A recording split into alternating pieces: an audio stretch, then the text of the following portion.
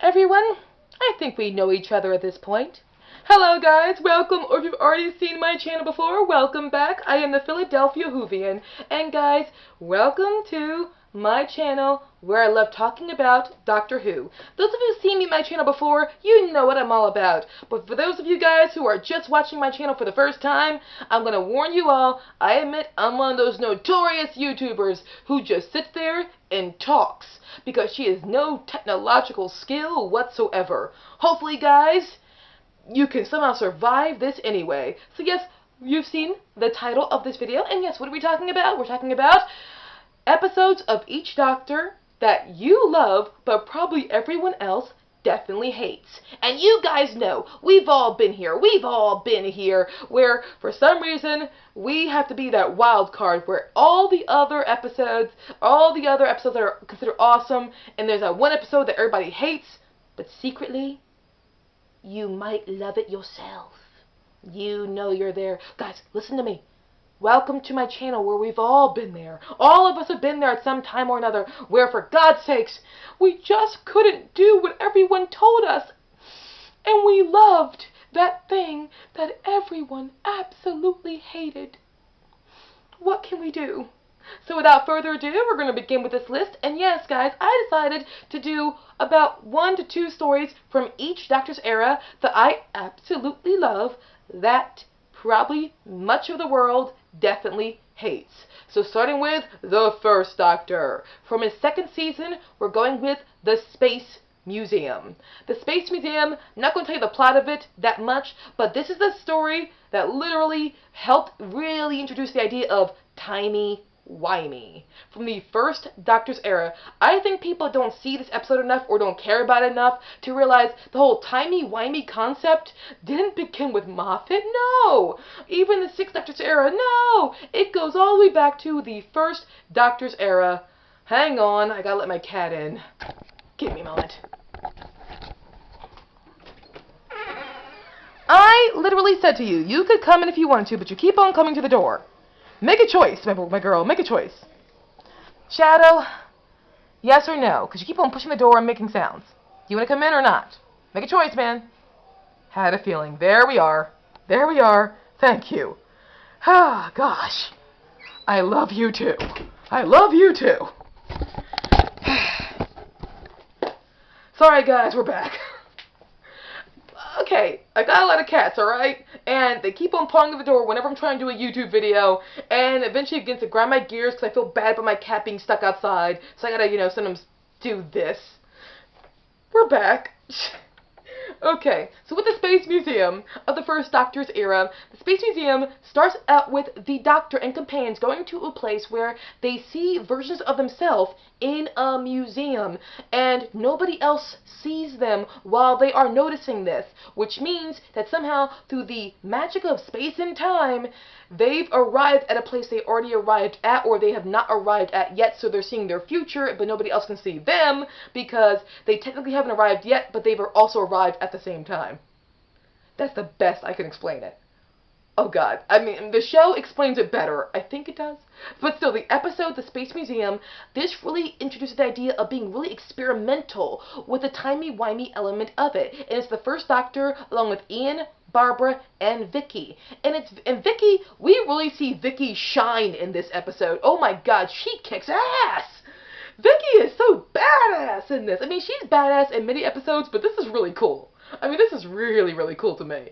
Alright, so yes, I like the Space Museum. I like what it did for the show, for me, because they entertained the idea of the TARDIS not just landing there, and they have an adventure from beginning to end. No! But rather, we have a story where it is, again, timey-wimey. And because we have had nothing up until this of that type idea of literally the Doctor and companions showing up and seeing their future, but nobody around them sees it because technically they haven't arrived yet. Whoa, I'm sorry. So I defend it for that reason. I think it introduced a really interesting element of the TARDIS doing something different than it usually does. And so do the Doctor and companions. Now we have up us the second Doctor. What's the story that I love that everybody hates? If you've seen my channel before, you know. I'm telling you. The Dominators. The first story of his last season. The Dominators.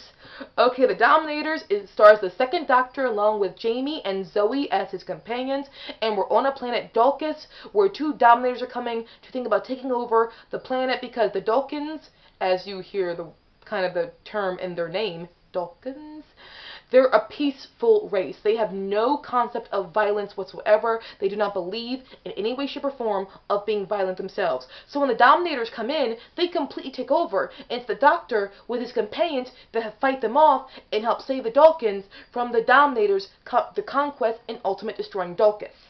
Yes. Why do I love this known pile of shit? Because at the core of it, well, first of all, there are things I do like about it very much. The Doctor and the companions I love. I love characters on Dulcans. I think the Dominators are a good concept. But why do I love it? Because at the core is a very good message. Because you have these two extremist concepts of the peaceful race, completely peaceful and docile, versus the violent, dominating race. And how, at the end of the day, does a Doctor believe in that or that? No, he goes in the middle. With the companions, they go in the middle. It's all about, yes, peace is beautiful, but you still gotta know how to defend yourself. This is a good idea about not going white or black, but going with the gray. The gray in life is very scary because people love to think in patterns of black and white and not gray. They don't like seeing the gray of any era. It's either about ultimate peace or ultimate violence. We humans do things by extremes. But what the Dominator show is, no, neither one is completely correct. Peace is great, but you have to be prepared to fight and defend that peace, buy that peace, with fighting sometimes, because that's what you have to do to survive. And the Doctor understands this very well, so do the companions. And it's something that has to be reminded of later on throughout the show, because when it comes to New Who, they don't always understand this concept of the Doctor understands and embraces the gray of life. Sometimes the Doctor's a little extreme in his views of ultimate peace or, being non-violent to the point of being suicidal. No, this episode shows you how the Doctor, in a tight situation, can and will kill himself. This is an important message, and it helps set the tone for what the show could be. Sorry, I spoke weirdly. Set the tone for what the show could be. Now we have the third Doctor. Okay, I believe this is from his third season, but I could be wrong. The Mutants. Oh, this much maligned story of the Doctor and companion going to a planet which has been completely industrialized and taken over and destroyed by this invading force, and now they're pulling out after they've kind of destroyed the planet, and all these mutations are happening due to what the planet has gone through. And while this is all occurring, we have Jo Grant, the Doctor's companion, with another character who he eventually goes through this transformation himself, and we see how the ending result ultimately is of him protecting his people. This is much maligned, especially the ending. Why do I like it? One, it looks amazing. Two, the mutants, when they are mutating, they turn into these, large insect-like creatures. They look incredible. The message is very, very good without being too preachy. The Doctor and companion are wonderful in this. Has a lot of good messages in this. So yes, I see why people think it's terrible. Guys, if you think The Mutants is terrible, I totally get you. But it's still beautifully awesome to watch visually. A lot of love was put into this. The lighting and the scenic design was incredible. The directing could be very good. It's just, I see why you hate it, but by God do I like it. So next we have up is number 4, the 4th Doctor's era. Okay, this was difficult because by God, it's a good era, okay? But the two, I had to choose, really find out, what stories do most people usually hate that I really love? And I came down with 2, actually. Planet of Evil and Android Invasion. Guys, this is from I believe the 4th Doctor's 2nd season, and they often regard as the weakest of that season, even though it's a much beloved season. Planet of Evil and Android Invasion, actually, time has taught me I get why people don't like them. I do get why you don't like it. With the 4th Doctor, he's teamed up with Sarah Jane Smith, and these 2 episodes happened after the awesomeness that was the Terror of the Zygons. So naturally it's going to, not feel as good as that episode or that particular story. But Planet of Evil has the fourth Doctor going to a planet where it's a planet of antimatter. And that antimatter becomes corporeal and begins to kill and attack. And then the android invasion, it's what it is, an android invasion of Earth. Like, luckily, the title is right, explains the entire story. But, one, I love the Doctor and Sarah Jane Smith in this. They are wonderful in this. And, two, the production value is so good. Especially the Planet of Evil. The Planet of Evil looks incredible. It looks absolutely amazing. The acting overall is very, very, very good. And there are just moments of this I really like, where the look of the androids in the android invasion looks really cool to me. And the Doctor, where you think he's an android. Is he an android? Is he not an android? That is the question. And then when he gets shot, I believe, by Sergeant Benton, because Sergeant Benton thinks he's human, but actually, he's the android, and he's, like, satisfied. I'm sorry, I love that moment. And those people who think Planet of Evil, they don't like it because it's a ripoff of The Forbidden Planet. I see why, but for me, I don't care very much because The Forbidden Planet was such an iconic, big movie that, of course, someone's going to pay a homage to it every now and again. So there's that. But yes, that's where I go with the fourth Doctor's era. Yes, I love those two big piles of crap. And from the fifth Doctor's era, I believe from his second to last season, or his second season, the much maligned story, I love it, from the Black Guardian trilogy, Terminus. The Doctor, along with Tegan, Nyssa, and his recently acquired new companion, Turlough, are on a planet, or not a planet, are stuck on this craft of Terminus, which is a place that's meant to deliver lepers, yes, lepers, and cure them of leprosy. However, they're all confined to this craft, and no one has actually been cured of it for God knows almost ever, until Nyssa contracts the illness herself, but eventually she's the one who discovers how it could possibly work. And there's even a connection back to the Big Bang in this. And while this is all happening, Turlough, the recently acquired companion, is still commissioned by the Black Guardian to kill the Doctor. A lot of crap's going on in this, and this is a much maligned story. This is considered the bad part of the Black Guardian trilogy, with it being the middle episode of this entire trilogy. I disagree. I actually overall really like Terminus. I think it's a very creative story and doesn't get enough love. Nyssa is wonderful in this. So is the Doctor. I see their connection in this. I see the bond. It's just beautiful. And when Nyssa departs at the end of the story, spoiler alert, this is her last story, it is a beautiful departure. You really feel for it. Next up is from the sixth Doctor's era, the really much maligned Time Lash. This is the prime example. I put it in my top 10 overhated stories because this is that story where it got so much flack. There was no way I could possibly hate it the way people wanted me to. Okay, the Doctor, just letting you know, first of all, we have H.G. Wells is in this. Yes, H.G. Wells, the person or the writer who influenced Doctor Who in some way, shape, or form, is in Time Lash. And it's about this world where, a lot of Machiavellian themes and concepts to it. The Doctor goes there, and there is a creature there that literally the villain of this tries to have the Doctor's companion get infected by so he can have someone to mate with. Oh god, there's a lot of strange stuff going on here, but by god, and there's a time lash. Something where you fall into it, you get broken up by the time winds, or something of that nature. Yeah, it's like an assassination. Either way, I strangely have fun watching Time Lash. What can you do? That's just who I am. Next we have up is number 7. Okay. So this is a story that almost everyone hates, but I absolutely love.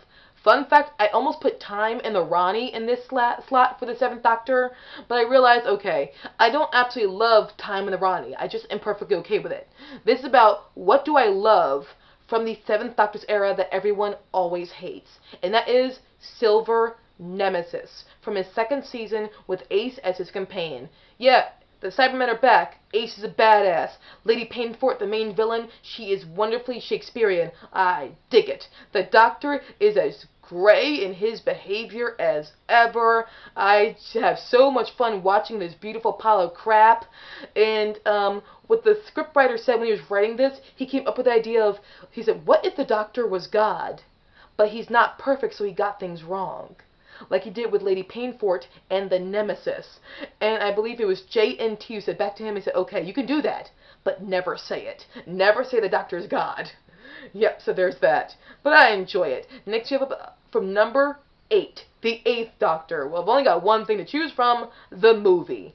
If you want to see my thoughts on the movie, go and watch my video on why I do not hate the movie. There's a lot of awfulness in this, but there's a lot of greatness in this too, and there were a lot of just elements of this, or the plot line. Overall, I think the plot was very creative. So yes, I do overall very much enjoy the movie. Now we have up the 9th Doctor. This was tricky, because the 9th Doctor's era is beloved by so many people. I don't know what's considered hated. The most hated I could think of, so I'm going to choose it, is The Unquiet Dead. I actually really like The Unquiet Dead from the 9th Doctor's era. Overall, I had no problem with a Doctor and companion in this story. And if you've seen my videos before, you know I'm not crazy on the 9th Doctor. And I'm not that crazy about Rose either. But overall, I love them in this. So yes, no. I freaking like this story because I like the Doctor and companion in it, which is refreshing for me. Now we have up the 10th Doctor's era. The much maligned 42.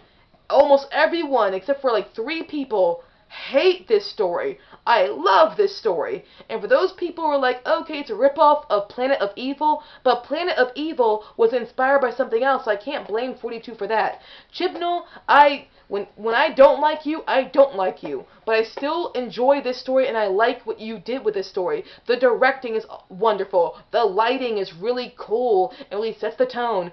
The idea of people being taken over by the sun. It leads to a really classic villain walking around just burning people up. I think it's very atmospheric and very scary, just solid monster flick. And I love the Doctor and Martha in this. We see the Doctor really care about Martha's well-being in this and is protective of her. Thank God, because he's not like that the rest of the season. So I like how the Doctor and Martha are in this. And they, even though they're separate, they still are working together in their own ways. And they both save each other.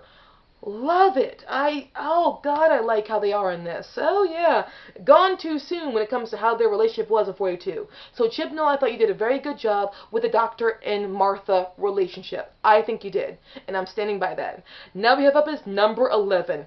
This was tricky because there are so many stories that are much maligned from the 11th Doctor's era that I really do like.